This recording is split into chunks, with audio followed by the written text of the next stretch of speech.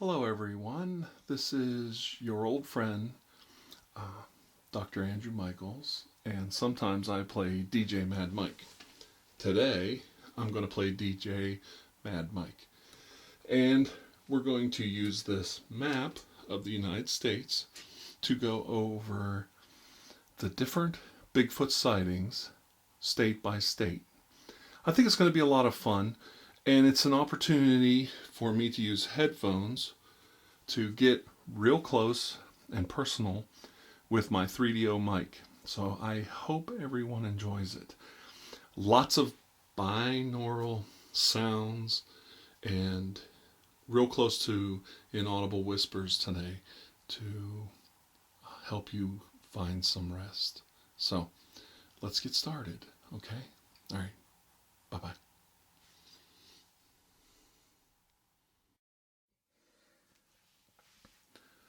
Okay, now, if we're going to make a proper study of the Sasquatch in the United States, we first must decide what side of the map are we going to start on.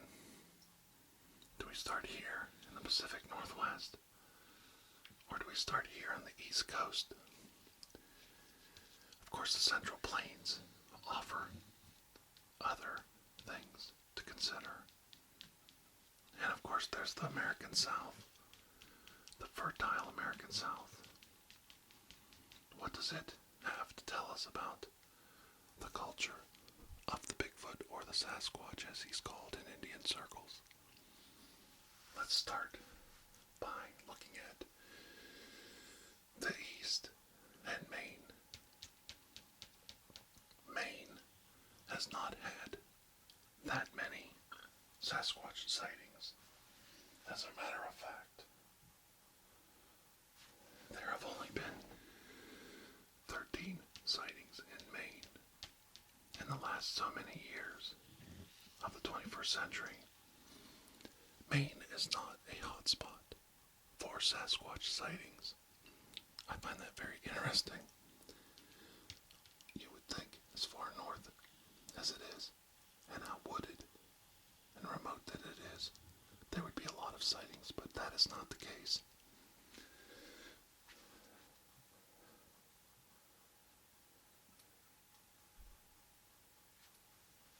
Next, we have New Hampshire. New Hampshire has 13 sightings in the last so many years of the 21st century. It follows right along with Maine, and it makes a lot of sense. Are we starting to see a pattern? If so, what do you think Vermont, right here, should have as far as sightings? Let's find out together.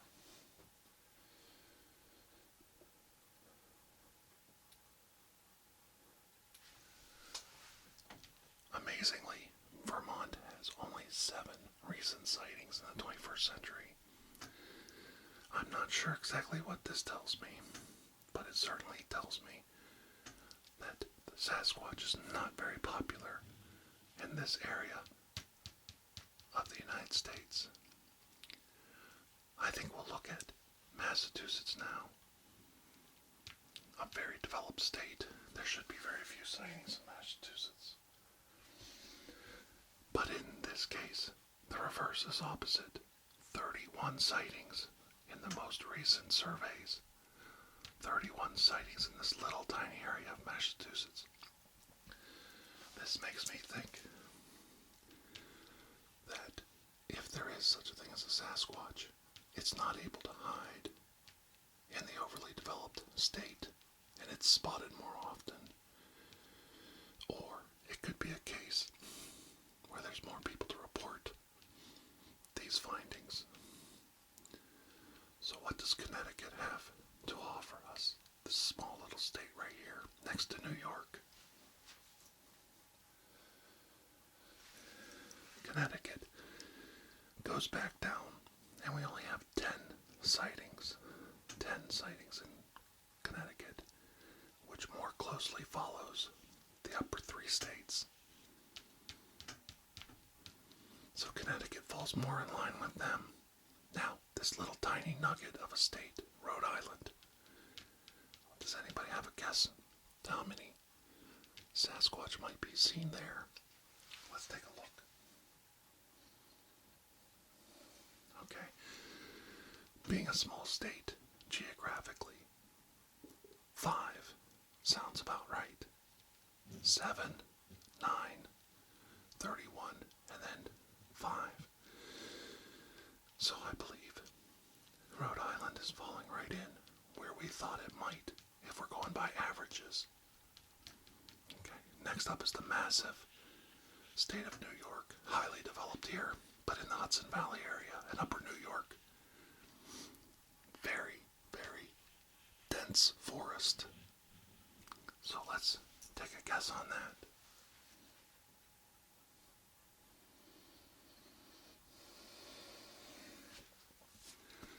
New York doesn't let you down.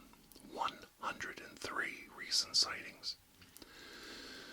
103 recent sightings in the state of New York of Bigfoot and Sasquatch. Amazing. More than all of these combined. New York seems to be a hotspot for Bigfoot sightings. I wonder why. Dense forestation, limited human development, lots of water sources, lots of places to hide. Could this be a clue to the identity and location of the Sasquatch?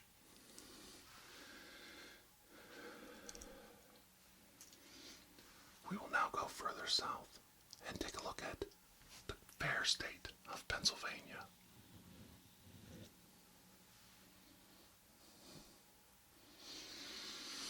Pennsylvania does not disappoint. 114 sightings of Sasquatch and Bigfoot in the state of Pennsylvania.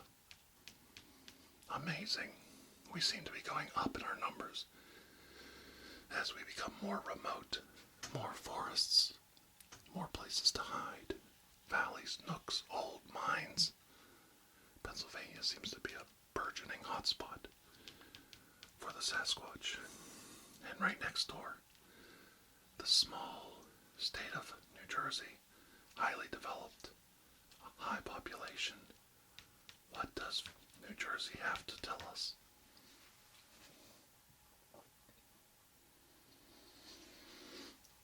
Surprisingly, 61 Bigfoot sightings in Philadelphia area next to New Jersey. And this leads me to think there might be some spillover from Pennsylvania and New York into New Jersey. 61 sightings for such a small state. I find that amazing. Let's see what the tiny, tiny state of Delaware has to tell us. Do you want to make a guess?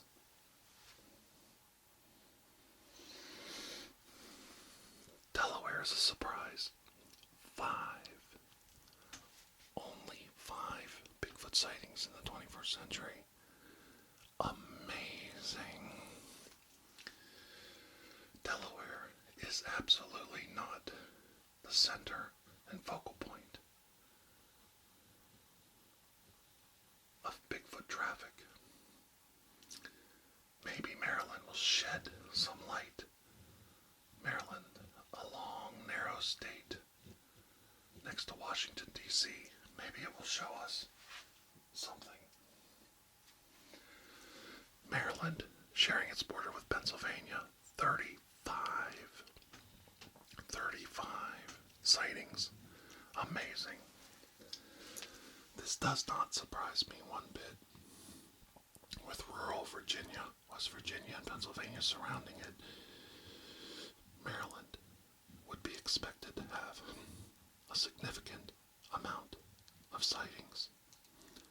Let's go to the great grand state of Virginia that also borders the city of Washington, D.C.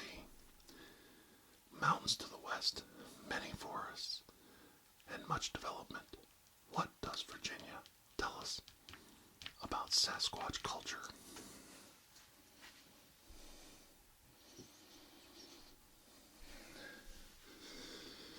Virginia, further south than Pennsylvania and New York, 77 sightings.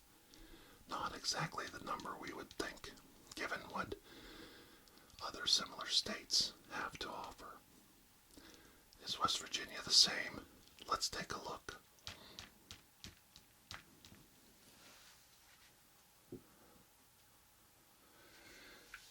West Virginia, with its high mountain peaks, also peaks back up with sightings at 98. 98 sightings in West Virginia alone. This tally matches more with Pennsylvania and New York. So maybe we see an Appalachian chain of travel, migration for the Sasquatch. Has anybody ever thought about that? Geographically saying there might be some migration here. It's important to note these match very closely. Now, before we go further south, let's take a look at Ohio. Ohio, many, many huge cities, and the rest of the state is cornfields and cattle crops. Mountains to the south, plains, sandy deserts to the north and the west. What does Ohio have to tell us? Will it match up significantly with the rest?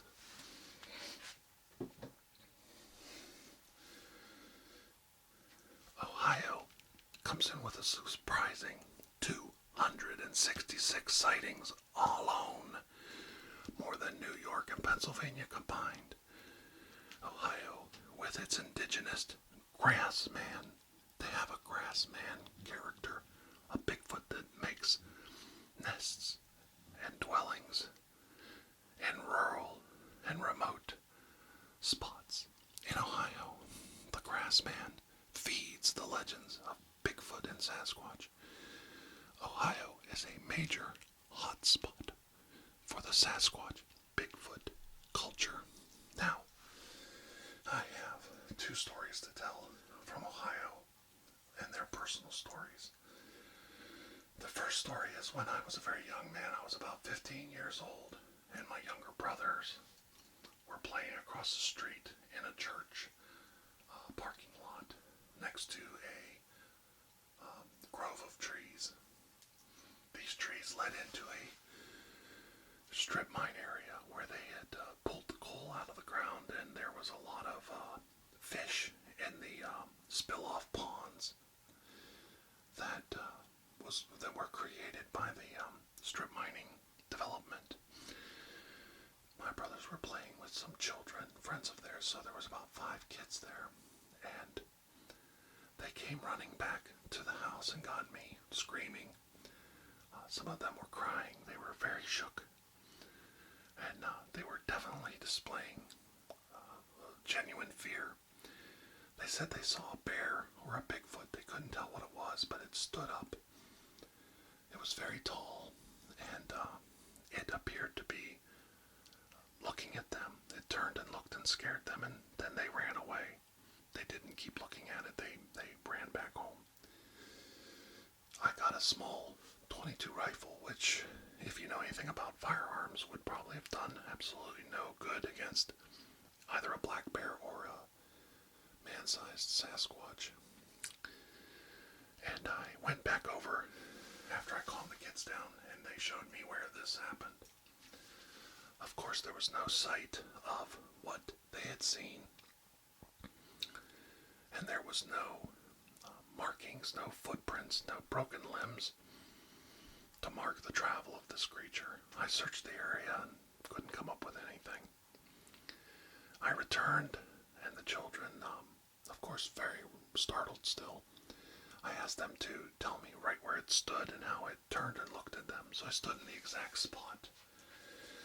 Now, let's say I'm this tall right here, standing in this wooded area, about this tall, and I'm 6'4". I was about 6'4", and I stood in the gully and turned and recreated this image for them to see. They told me that I was much, much shorter, that the creature they saw towered well over a foot or more above my head, that around 7'4", 7'5". To give you an idea of that, Andre the Giant was 7'4", and to think a creature that tall would have to weigh about 400 or 500 pounds in that range. That's a mammoth, humanoid creature, or bear. Was it a bear standing up on its hind legs and turning? Possible, but the one thing they noticed was it turned at the shoulders. It turned its neck, not like a bear. So it didn't have the nose, the long, elongated nose of a bear when it turned. It had a flat face. This was what scared them more than anything, was when it actually turned and looked at them. We never saw anything like it again, and maybe it was somebody just trying to frighten children. I don't know. I did search the strip mine area for footprints. I never found anything, so I don't know what to think. Was it a man in a gorilla suit? If it was, he was a very, very tall man, and I know who lived in that area. There was nobody of extreme height. I was probably taller than them, so I'm not sure who it could have been. Okay. The second story I'd like to tell is about something closer to where I live right now in Salem, Ohio. There was a valley near where I live, and a Bigfoot adult and child were spotted on the road with many eyewitnesses, and the report gained a lot of news. I believe it became a national story. Right around that time, I had a gorilla costume. That's right, I'm going to tell you the other side of the story. I had a gorilla costume, and I let the high school kids borrow it. They were friends of my son's. I don't know that that costume was used in this sighting, but I will tell you that right after this sighting occurred, my gorilla suit returned to my possession. And my kids told me that I was totally wrong. But because of this sighting in Salem, Washingtonville area of Ohio, right about here, there is now an annual Bigfoot festival in the city of Washingtonville, Ohio, right next door to where I live. It's a small town. And I can't help believe that they were misled by some promiscuous, rotten little youths that felt the need to scare some passerbys. Once again, I can't verify, and I don't know where they would have come up with the other costume, but it does strike me curious that this happened right around the same time. I did not possess my gorilla costume that I use for props.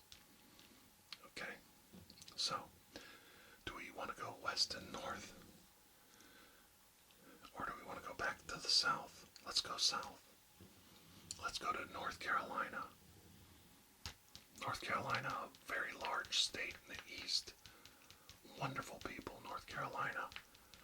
Do you have any idea how many sightings North Carolina might have? Let's take a look.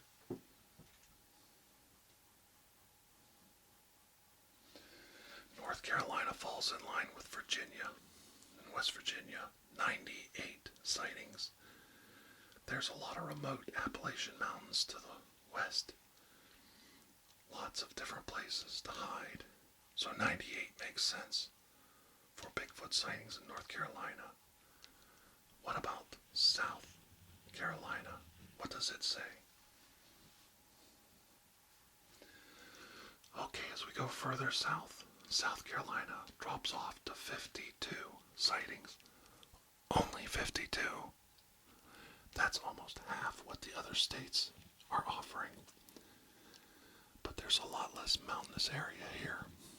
Is it possible that the Bigfoot Sasquatch stays with the mountain ranges of the Appalachian?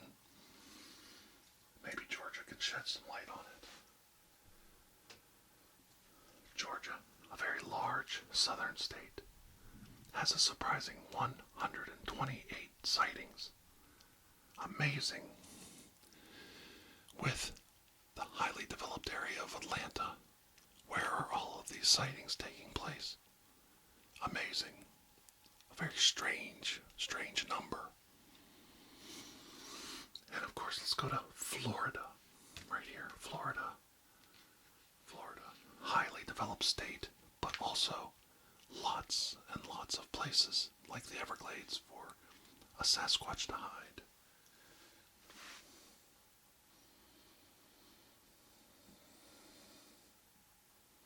Florida is a surprising hotspot for the Sasquatch Bigfoot culture. 308 sightings in the 21st century. 308. That's a lot. Now, I have a story to tell about Florida, and it actually ties in with Ohio, so bear with me. I'm going to tell you about the Bigfoot sightings that were seen in one area. I won't say the area to embarrass anyone, but it had long been told that there was a Bigfoot walking by the roads, scaring people coming out of the swamps of Florida. Now, it was near a power plant in Florida. This power plant was in the process of shutting down, and the workers had a lot of free time on their hands.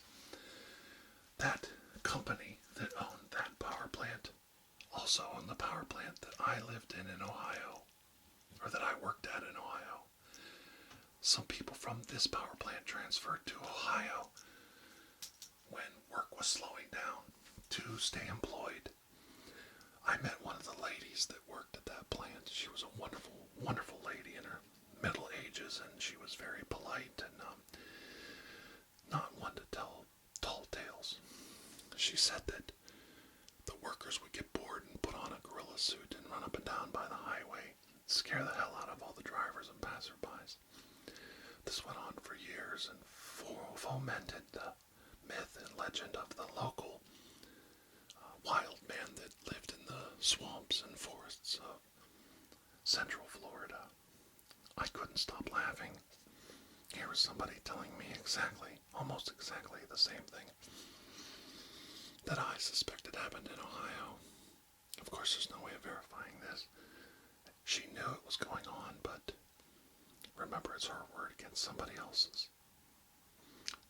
Thought you might like that story. It's pretty neat. Now, we're going to take a look at the central states right here, starting with Alabama. Alabama has a lot of swampy areas like Florida, and a lot of legends of the wild man that lives there too. All three of these states do. And Alabama does not disappoint with 98 sightings in the 21st century. That might surprise some of you. You wouldn't think that with all the farm country and the flat plains of Alabama, but 98 separate sightings right here. Mississippi does surprise with only 22 sightings, so maybe there is something in this area, since we have a lot of sightings in these three states. Maybe there is a reason Mississippi has less. Maybe people aren't as concerned. I'm not sure myself. So let's see if Louisiana can maybe point us in the right direction here. Louisiana has a surprising only 41 sightings, so the sightings do go down. Maybe the hot temperatures are not comfortable for a primate. Maybe there's less places for him to hide in these states. It's possible he was driven from these areas. Arkansas might help us with that. Arkansas, further north, slightly further north, 92 sightings. Is the Sasquatch Bigfoot a creature that likes temperate climates? Florida, of course, being a hot spot plus a hot state, would make you think no, but it's possible. This is a different species than the one we see in the Appalachian chain. So from Arkansas, we slide next to Tennessee and then Kentucky, back into the Smoky Mountains, the Appalachian chain, and see what these states show us in comparison to Arkansas. Tennessee goes right back up, 97 sightings. Now this is interesting. All in the 100, right through here. All in the 100, with Ohio being a hotspot and Florida too. Is it possible we have a migration path like we had talked about? It is possible. The great Native Americans migrated to different areas, different seasons. It's possible the Sasquatch does too. Let's see if Kentucky holds up our theory. Kentucky comes right in at 107 sightings. There you go. All in the hundreds right here. This makes total sense to me. Now, Indiana's a plain, flat state, much like Mississippi and Louisiana, low-lying, swampy areas. What does Indiana say? 78. 78 sightings, so more in the mountainous areas, less in the flat plains. I wonder if Michigan will match Indiana or Ohio. I'm going to guess Indiana. What do you guess? Okay.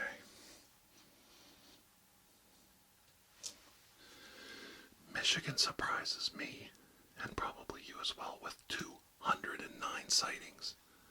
This is not what I expected. With highly developed cities like Detroit, you would think there wouldn't be as many places for a Bigfoot to hide. But you have to understand the rural, remote, northern country offers many opportunities for these creatures to hide. Michigan falls more in line with Ohio, maybe the Great Lakes, and the bountiful crops of fish from the Great Lakes that surround this area offer opportunities for the Bigfoot Sasquatch to hide, to raise a family. It is possible. This being said, Wisconsin and Illinois should closely match. Let's see. Wisconsin first. Wisconsin. Hang on, I want to get both Wisconsin and Illinois. Oh my goodness. Only 92 in Wisconsin, but 192 in Illinois. Let me double check that number. No. 275 in Illinois. Totally unexpected. This is a very interesting hot spot for Bigfoot trafficking, but Indiana is not. Are the flat, open plains of Indiana, contrary to what a creature wants, access to fresh water, access to bountiful crops of fish, livestock, corn crops. You'd think Indiana would match, but it doesn't. I find this fascinating. I wonder, let's check Minnesota. We'll go right here. Minnesota.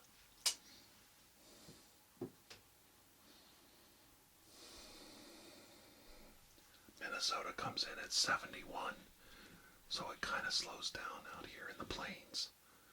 Iowa. What does Iowa offer? And Iowa is a very big state. 67.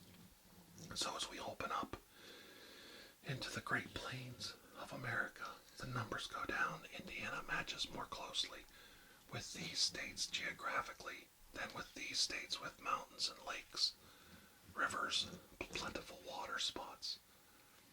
So what does Missouri have to offer? Let's see. Missouri. 132. So Missouri falls right in line with this migrationary pattern. Very interesting.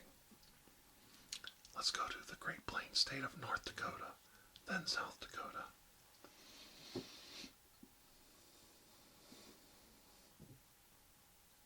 Very surprising. 6 sightings in the plain state of North Dakota. Only 6 sightings in North Dakota.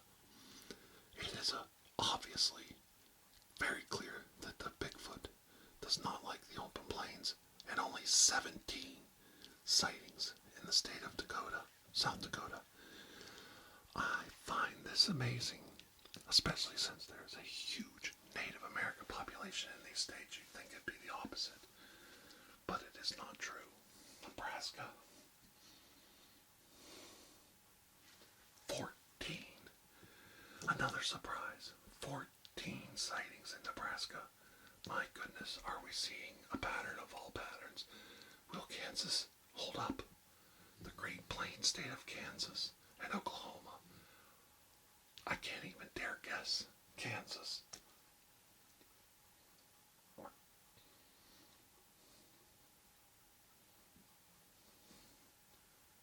I got Kansas and Oklahoma. Let's see. Oh my goodness. Kansas. Where's Kansas? 41 sightings in Kansas. A little bit of a surprise, but not that high. Oklahoma, 92. 92 sightings in Oklahoma. So we see that migratory path once again through the great state of Oklahoma. Texas, this massive southern state with so many varying different types of fauna and environments. What does Texas tell us? Hold on just a second. I want you to guess first. Texas, as massive as it is, does not disappoint with 216 sightings in the new 21st century. This falls right in line with our great migratory path. Texas could be a location. It's possible that the Bigfoot Sasquatch eats and follows the path of the indigenous Osage orange crops that grow along these states. As the Osage orange becomes ripened, it could follow it up into the north, where it can get the fresh water supplies and the abundant fish for protein and nutrients from the Great Lakes. We could be seeing a distinct migratory path following the Osage orange into the Great Lakes area. It does make sense, and they bypass the plains. There's nothing to eat here for them. So let's look at New Mexico, Colorado, Wyoming, and Montana that also are very desolate desert and plain states, starting with New Mexico. New Mexico, 42. This makes perfect sense. A very large state, but very remote. Not a lot of human traffic, and not a lot of places for the creature to hide. Colorado, where we start getting into the mountains. We start getting into the the southern Rocky Mountains. Colorado, of course, as we get into mountain terrain, 121 sightings. This makes perfect sense. And Wyoming follows with, can you guess? Wyoming. Oh my gosh, the surprise out of nowhere. Wyoming, 28 sightings. That's it. Only 28 sightings in Wyoming. Is it too remote? What is the reason behind this state being so slow on sightings? Will Montana either follow or not? This falls more in line with this area, even though it has the mountains. Montana, the great state of Montana, 45 sightings. Very interesting. Only 45. Now, back to the deserts of Arizona and Utah. Arizona, 83 sightings. Amazing. 83 sightings. That's incredible. Not what I expected. Utah, 70 sightings as we get up into the northern mountains. And Idaho. What does Idaho have to offer? 69 sightings. This is peculiar. So let's guess on Nevada. High or low? I think high. Do you think low? Okay. So we have some thinking high, low. Let's take a look at Nevada. Nevada. Oh my God. A surprise in the West. Nevada. Totally wrong on both accounts. Not high and not low. Abysmal is a better word. 8 sightings in Nevada. 8 Sasquatch or Bigfoot sightings in this entire huge area of mountains, plains, basins, deserts of Nevada. 8 sightings. Amazing. I cannot believe this. Without further ado, let's go to the great state of California, known for starting the beginnings of the great Bigfoot excitement of the 1940s and 50s. What does California have for the 21st century sightings? Oh, of course, California, the land of fruit and nuts, does not disappoint in the least.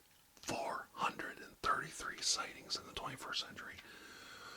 433 known, legitimate, scary sightings in the Pacific rainforests of California. 433 sightings. My God, it's massive. And do we have a separate migration this way?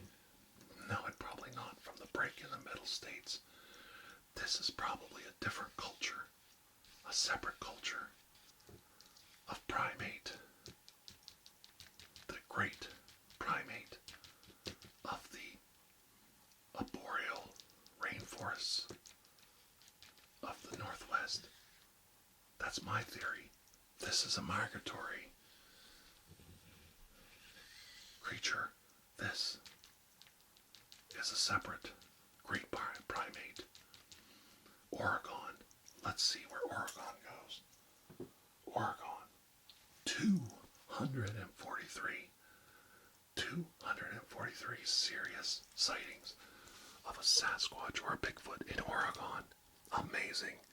Followed closely by Washington State, the hotbed, Puget Sound, the rainforests, the desolate rainforests of Washington State. What does Washington State say? Oh my God. Bigfoot country for sure. 622 serious, investigated, relatively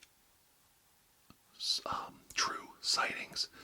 They have not been disproved. These are serious sightings. 622 sightings in this state of Washington. I wish we had the numbers for British Columbia. Washington. Oh, I think we do actually. Let me take a look on my computer real quick. We at least need to look at British Columbia. This is amazing. Massive amount of sightings right here.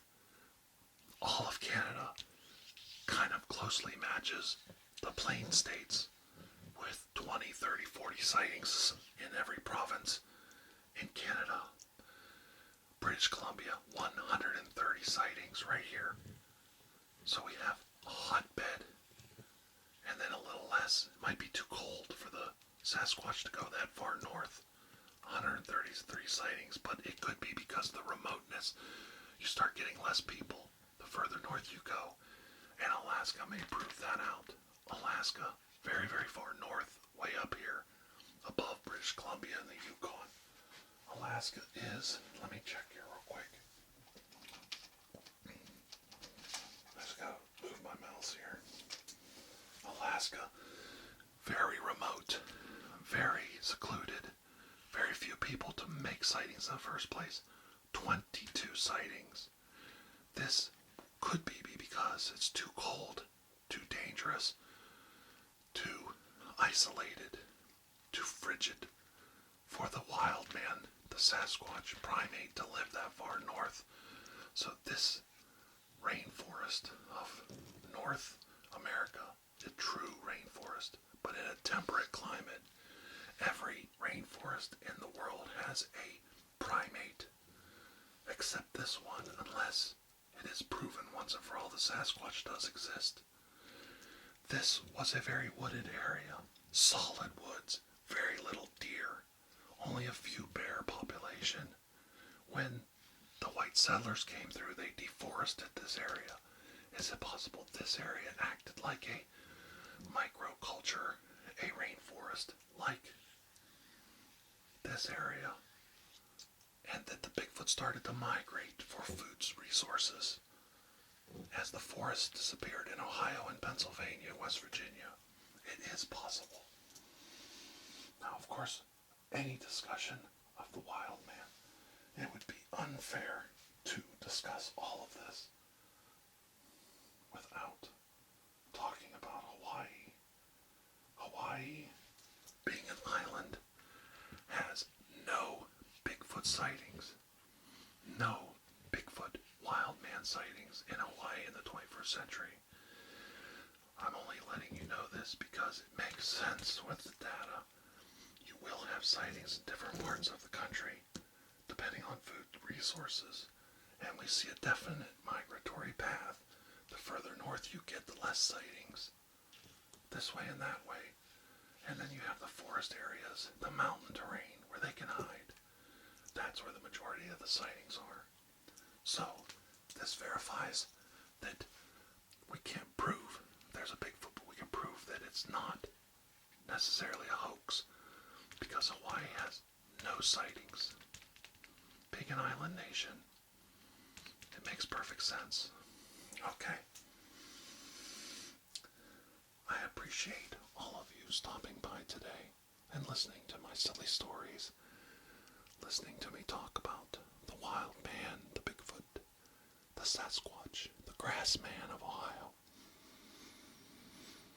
It was a lot of fun going over the 50 states and pointing out different things that we could think about and have fun with it. I hope you enjoyed it. I certainly did. It was a lot of fun for me. And I'm very proud of these United States of America. I hope this walk through the paranormal map was enjoyable. And if you like it, we can go over paranormal sightings, the most haunted houses, state by state, if you would like that.